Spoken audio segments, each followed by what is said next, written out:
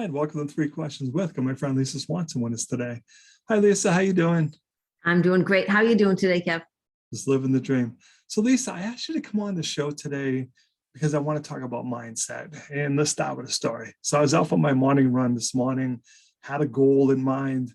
The air just was just bad this morning. I was just cranky this morning, and I wanted to give up and go, well, it's good enough.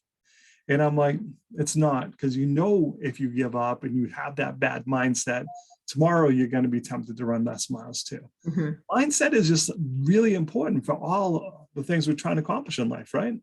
Exactly. I always tell people when they ask about my programs, I say, well, I have three pillars to my program. There's the nutrition. I explain my whole nutrition. There's the fitness part of it, and I explain my philosophy of fitness. I go, then the third pillar is your mindset and making shifts in those mindset, because when you do that, you can then follow through with the nutrition and the fitness, right? What we believe we achieve, all of that. But it's also what we believe about ourselves, I think, plays a huge role in it. What's our self-identity? Who do we think we are, so that we can follow through? So if you're going out in the morning and you're thinking that I'm a runner, I can get this done, you're more likely to complete. And when you have that thought, it's just like, oh, I don't want to do this anymore. But you already identify as somebody who goes out and runs and you want to do this. You've got that going. That kept you going, because your mind's going to give up first, right? Obviously, because your body could keep going. You just didn't want to do it. And when you don't want to do it, then the body feels tired and you want to give into that tiredness. But you can get a second wind. So I really think it has to do with what you're setting up first, so that you can build on that and get through what you need to get through. Does that make sense? It does, because like we were talking before the show, my goal to run 1 mile every day. It's simple. Yeah. I can do that. And next thing I know, I was running 3 and 5 miles. I'm like, what just happened? Like, I remember, I think we're joking. I'm on a 67-day streak. Now I just said that, so now I got to keep going because I got it on video. You really got to keep going now. Yes. But it really was just the mindset. Like you said, Lisa, there was mornings I woke up, I'm like, I don't really feel it today. Or, I'm achy because I just ran 5 days in a row. I'm not used to doing that. So there was always that mindset reason not to do it. But I'm like, you got to keep the streak going and stuff. And I think mindset's probably more important than the other two pieces, because without that, you really can't accomplish those other two pieces. Because exactly. you're like, well, I'm not someone who eats healthy, I want French fries, and stuff. So it really is that mindset. But it is amazing once you get that set in. Like, I always say to myself, I don't run fast, but I can run probably 12-minute mile. I'm like, dude, seriously, you don't have 12 minutes in your day? You don't have 12 minutes, like get on the treadmill, get out, whatever. It's easy to accomplish that. But like you said, it's interesting to see the mindset, because I talk to friends and like, you run a mile. Well, I am a runner. I run every day. But like, well, wait a minute here. You don't run marathons, dude. You don't run 10 miles. So it's easy to dismiss it. But I run every day. There's no need to. Right. There's no need to dismiss it. I think it's like when you're saying, I am a runner. So that there's a shift in your identity. And I have to bring it to a broader spectrum for people to relate to. There's the running part, there's the nutrition part, there's all of it. And a lot of times I have clients that come into a program, or actually, let's say before they even meet with me, it's like, I've done this diet, that diet, the ABC diet, the dessert diet, the cookie diet, they've done everything. And they always get stuck at the same point. So yes, I mean, y'all know I don't believe in diets, all right? They don't work because they only bring you to a certain point. But if you have a limiting belief and your thought is about yourself, well, I'm somebody who fails at diets. I'm somebody who can't follow through. I'm somebody who can't lose more than 10 pounds. They can get literally this specific. This is what's so amazing about our minds. And say I have a client who thinks, I can never get more than 10 pounds off, and then I start gaining again. As soon as they get to 10 pounds, they get stuck.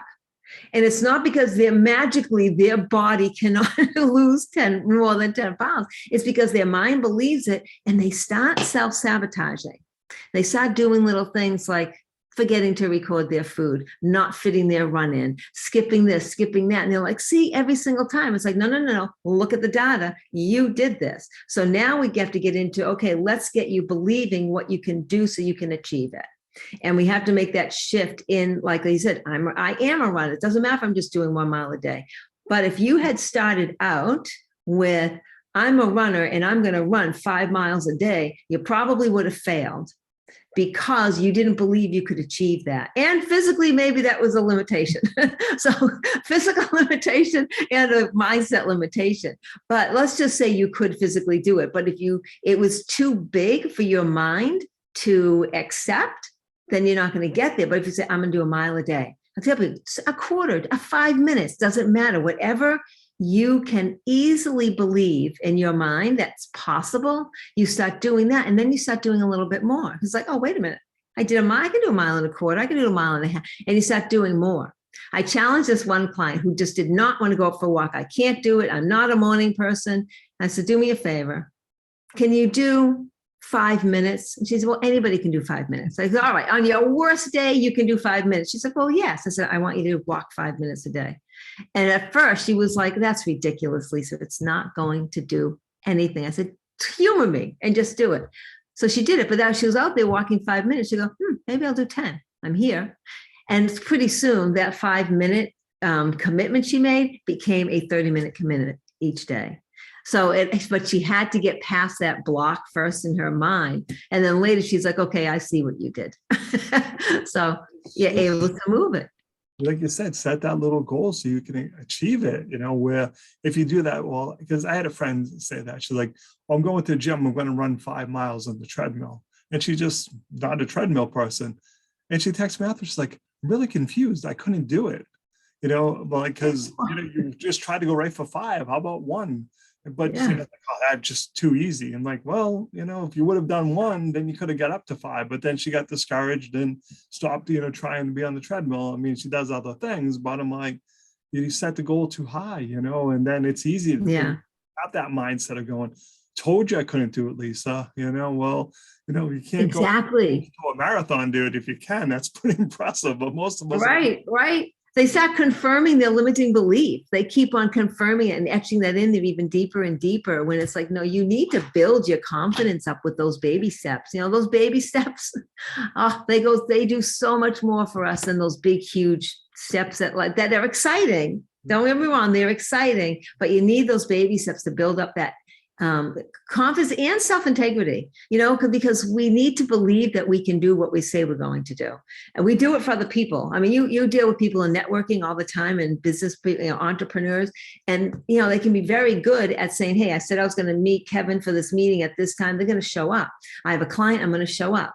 And they're doing that all the time. But then when it comes to themselves, they're like, I can push this aside. So your brain already believes, no, dude, you don't do what you say you're going to do. So we have to change that. So Lisa, what's the best way for people to reach out to you? How can they learn more? They can go to my website, bodyandsoulcoaching.com, or in social media, Lisa Swanson Fit. Lisa, I appreciate you taking a few minutes to come on the show. And as always, thanks for being my friend. Thank you for having me.